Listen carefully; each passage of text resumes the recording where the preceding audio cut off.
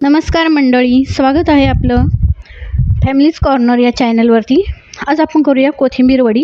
त्यासाठी अगोदर वाटण करून घेऊया। लसूण, अद्रक, मिरची, जिरे ह्याची पेस्ट करून घेऊया। आता ही कोथिंबीर आपण धुवून कापून घेतलेली आहे। त्यावर हळद, लाल तिखट, धने पावडर आणि तीळ टाकूया।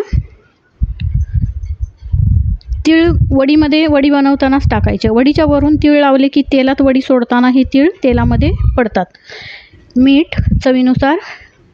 कोथिंबीर मळल्यानंतर कमी होते त्या हिशोबानेच मीठ घालायचं। आता हे केलेलं वाटण आपण याच्यावरती टाकूया आणि व्यवस्थित मिक्स करून घेऊ सर्व।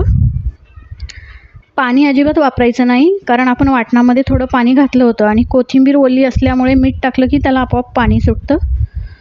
आता यावरती आपण बाजरीचं पीठ आणि तांदळाचं पीठ आणि बेसन पीठ असे 3 वापरले आहेत। तर बेसन पीठ 1 भाग घातलं तर बाजरीचं पीठ अर्धा भाग आणि तांदळाचं पीठ अर्धा भाग असं घाला, म्हणजे वड्या घट्ट होत नाही, अगदी खुसखुशीत होतात। फक्त बेसन पीठ वापरलं तर वडी घट्ट होते आणि हे तांदळाचं पीठ आणि बाजरीचं पीठ वापरलं की वडी खुसखुशीत होते। आता हे आपलं व्यवस्थित मिश्रण मिक्स झालेलं आहे।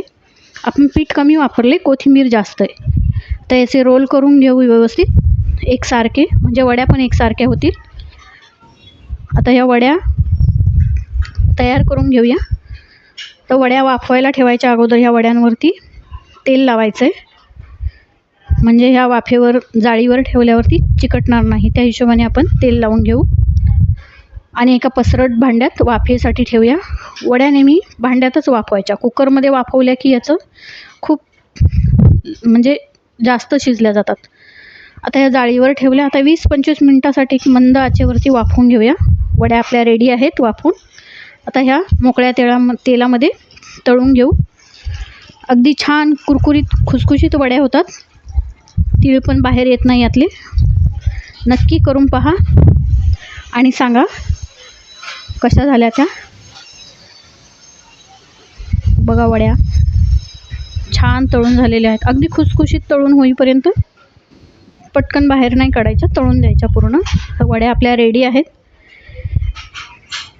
नक्की करून पहा आणि नक्की सांगा। धन्यवाद। भेटूया पुढच्या व्हिडिओमध्ये।